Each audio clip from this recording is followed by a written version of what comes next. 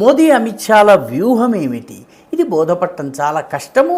వాళ్ళు ఏ వ్యూహం గురించి కూడా ముందు మాట్లాడారు, అది ఆచరణ అయ్యి అది అమలు అయ్యి దాని ఫలితాలు కనిపించేంత వరకు కూడా వాళ్ళ వ్యూహం ఏమిటి అన్నది ఎవ్వరికీ అర్థం కాదు. ఆ తర్వాత అరే మనతో ఇవన్నీ విషయాలు మాట్లాడుతూనే ఉన్నారు, ప్రకటనలు చేస్తూనే ఉన్నారు, అయినప్పటికీ మనం ఎందుకు గమనించలేకపోయాము అన్నటువంటి సందేహము రాజకీయ ప్రత్యర్థులందరికీ వస్తుంది. పంజాబ్ విషయంలో మోదీ అమిత్ షాల వ్యూహం ఏమిటి? దాని గురించే ఈరోజు రాకాలోకంలో చర్చిద్దాం. జై హింద్ మిత్రులారా.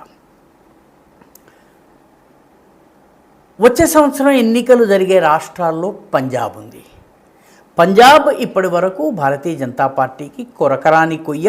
మొత్తము ఉత్తర భారతదేశంలో భారతదేశపు అటు పాకిస్తాన్ కావచ్చు, ఇటు బంగ్లాదేశ్ కావచ్చును, లేకపోతే అటు మిగతా నేపాల్ వంటి దేశాలు కావచ్చు, ఇటు చైనా కావచ్చును, వీటన్నిటితో సరిహద్దు ఉన్నటువంటి అన్ని రాష్ట్రాల్లో ఒక్క పంజాబ్ తప్ప అన్ని రాష్ట్రాల్లో ఇప్పుడు బీజేపీ ప్రభుత్వాలు ఉన్నాయి. అటు గుజరాత్ నుంచి మొదలు పెడితే రాజస్థాన్ కావచ్చును, లేకపోతే హిమాచల్ ప్రదేశ్ కావచ్చును, ఉత్తరాఖండ్ కావచ్చు, ఉత్తరప్రదేశ్, బీహార్ కావచ్చును, అదేవిధంగా ఇటు బెంగాల్ కావచ్చు, బెంగాల్ కావచ్చు, ఆ తర్వాత ఈశాన్య భారతదేశంలోని సరిహద్దు రాష్ట్రాలైనటువంటి అరుణాచల్ ప్రదేశ్ కావచ్చును, అస్సాం కావచ్చు, మణిపూర్ కావచ్చును, ఈ సరిహద్దు దేశాలు, బర్మాతో సరిహద్దు ఉన్నటువంటి ఒక్క మిజోరాంలో మిత్ర పార్టీ ఉంది. అది ఎన్డీఏ మిత్ర పార్టీ కాకపోయినప్పటికీ కూడాను భారత ప్రభుత్వంతో చాలా కలిసిమెలిసి పనిచేసేటటువంటి లాల్డుహోమా ప్రభుత్వం ఉంది. గతంలో బీజేపీ అనుకూల ప్రభుత్వాలు అక్కడ ఉన్నాయి.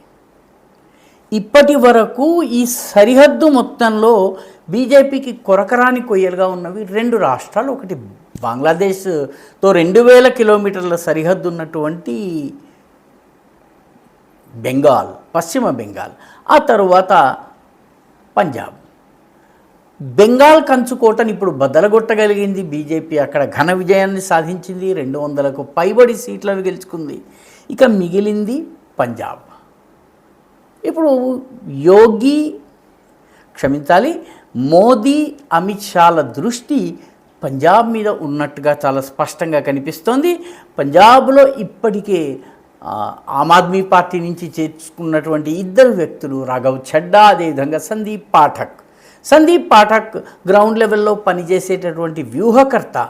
ఆయన ఇప్పుడు రాజ్యసభ సభ్యుడు, బీజేపీలో ఇటీవలే చేరాడు. ఆయనతో పాటు రాఘవ్ చడ్డా ఈ వ్యూహాలను అమలుపరచగలిగేటటువంటి సామర్థ్యం ఉన్నటువంటి నాయకుడు. వీళ్ళిద్దరినీ ఇప్పుడు బీజేపీ పూర్తిగా ఉపయోగించుకుంటోంది. వాళ్ళ హడావిడి కానీ వాళ్ళ ప్రకటనలు కానీ ఎక్కడా కనపడటం లేదు. తెర వెనుక వాళ్ళు చాలా వేగంగా పనిచేస్తున్నారు. వచ్చే సంవత్సరం ఎన్నికలకి పంజాబ్ని సంసిద్ధం చేసి బీజేపీకి గెలుపును కట్టబెట్టేటటువంటి ప్రయత్నం చేస్తున్నారు.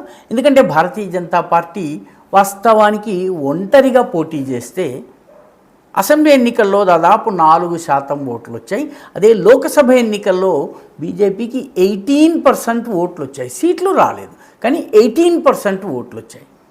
పంజాబ్లో అసెంబ్లీకి జరిగేటటువంటి పోటీ చతుష్కోణీయ పోటీ జరగబోతోంది. ఆమ్ ఆద్మీ పార్టీ 1, కాంగ్రెస్ 1, అకాలీలు 3వ వాళ్ళు, బీజేపీ 4వది. కాబట్టి 4 ప్రధానమైన పార్టీల మధ్య గనక పోటాపోటీగా జరిగినట్టయితే 25%, 26% ఓట్లు వచ్చినటువంటి వాళ్ళు అధికారంలోకి వచ్చినా ఆశ్చర్యపోనక్కర్లేదు. కాంగ్రెస్లో ఇప్పటికే అంతర్గత కుమ్ములాటలు చాలా పెద్ద ఎత్తున నడుస్తున్నాయి. ఆమ్ ఆద్మీ పార్టీలో కూడాను అంతర్గతంగా చాలా ఇబ్బందులు ఉన్నాయి. ముఖ్యంగా భగవంత్ మాన్ని తొలగించాలని చెప్పి అరవింద్ కేజ్రీవాల్ ప్రయత్నం చేస్తున్నారు.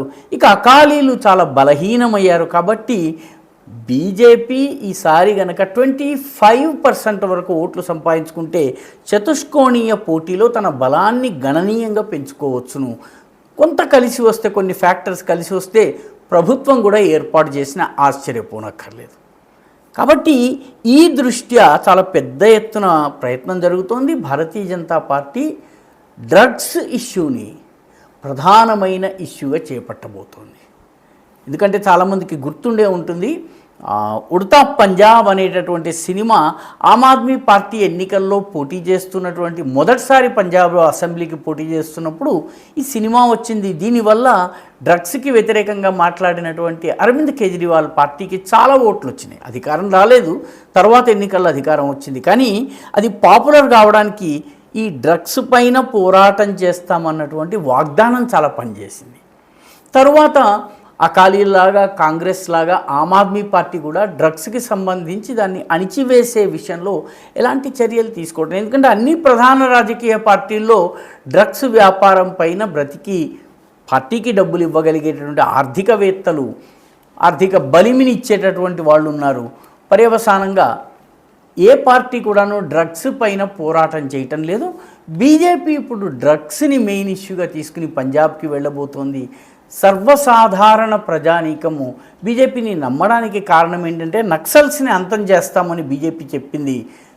ఆ పని మధ్యప్రదేశ్లో, ఛత్తీస్గఢ్లో, జార్ఖండ్లో మొత్తము దాన్ని చాలా విజయవంతంగా పూర్తి చేసింది. కాబట్టి బీజేపీ చెప్పినట్టయితే అది చేస్తుందన్నటువంటి నమ్మకం సర్వసాధారణ ప్రజానీకంలో ఉంది. కాబట్టి ఈ డ్రగ్స్కి సంబంధించి బీజేపీ మెయిన్ ఇష్యూ చేయబోతోంది. నిజానికి అకాలీదళ్తో పాటు మిత్రపక్షంగా ప్రభుత్వంలో ఉన్నప్పుడు కూడా బీజేపీ డ్రగ్స్కి వ్యతిరేకంగా మాట్లాడేది. అకాలీదళ్లో ఉన్నటువంటి నాయకులే కొందరు ముఖ్యంగా డ్రగ్స్ లావాదేవీల్లో పాలు పంచుకునేవాళ్ళు. కాబట్టి ఏ రాజకీయ పార్టీ కూడా ఈ డ్రగ్ మాఫియాని దెబ్బతీయలేదు. బీజేపీ దానిని ముఖాముఖి పోరుకు తలపడి ఈ డ్రగ్స్ని పూర్తిగా అంతమొందిస్తామని చెప్తోంది. కాబట్టి సర్వసాధారణ ఓటర్ ఈరోజు బీజేపీ వైపు వస్తున్నారు. ముఖ్యంగా పంజాబ్లో ప్రతి కుటుంబంలో ఎవరో ఒక డ్రగ్స్కి అలవాటు పడ్డటువంటి వ్యక్తి ఉన్నాడంటే ఆశ్చర్యం లేదు. కాబట్టి కుటుంబాలు ఈరోజు డ్రగ్స్ పైన పోరాడే వాళ్ళ కోసం ఎదురు చూస్తూనే ఆ రకమైనటువంటి సిన్సియర్ పోటీ బీజేపీ కనుక చేస్తే మొత్తము వ్యూహం తల్లకిందులు కావచ్చును, అంచనాలు తల్లకిందులు కావచ్చును. బీజేపీ గెలిచినా కూడా మనం ఆశ్చర్యపోనక్కర్లేదు. బెంగాల్లో చివరి 15 రోజులు బెంగాల్లోనే మకాం వేస్తానన్నటువంటి అమిత్ షా పంజాబ్లో చివరి 2 నెలలు నేను పంజాబ్లోనే మకాం వేస్తాను అని చెప్పి అనడము వాస్తవానికి పంజాబ్లో గెలవడానికి బీజేపీ ఇస్తున్నటువంటి ప్రాధాన్యం, పంజాబ్లో గెలవడం బీజేపీ దృష్ట్యా ఎంత అవసరమో మనకు అర్థమవుతుంది. ఈ సరిహద్దు రాష్ట్రంలో జాతీయవాద ప్రభుత్వం ఉండడం ఎంత అవసరమో అర్థమవుతుంది. అందుకే మోదీ, షా ఈ ద్వయము ఇటీవల వాళ్ళ దృష్టిని పంజాబ్ వైపు మళ్లించారు. పంజాబ్లో జరుగుతున్నటువంటి పరిణామాల్ని చూస్తే రానున్న రోజుల్లో బీజేపీ యొక్క ఓట్ల శాతం గణనీయంగా పెరిగేటటువంటి సూచనలు కనిపిస్తున్నాయి. చాలా సందర్భాల్లో విశ్లేషకులకు ఇవి కనిపించవు, ఎందుకంటే వాళ్ళు ఢిల్లీలోనో నోయిడాలోనో కూర్చుని మాట్లాడతారు. గ్రౌండ్ లెవెల్లో ఏం జరుగుతుందో తెలుసుకోవడానికి ప్రయత్నించరు. పంజాబ్లో మార్పు వస్తున్నది. ఆ మార్పు ఎలా తమ వైపు మళ్లించుకోవాలన్న విషయంలో మోదీ, షా ద్వయము చాలా కీలకంగా పనిచేస్తోంది, చాలా ప్రాధాన్యం ఇచ్చి పనిచేస్తోంది. ఈ వీడియో మీకు నచ్చినట్టయితే లైక్ చేయండి, షేర్ చేయండి, ఈ ఛానల్కి సబ్స్క్రైబ్ చేయండి. మీ అభిప్రాయాన్ని కమెంట్ల రూపంలో తప్పనిసరిగా పంపించండి.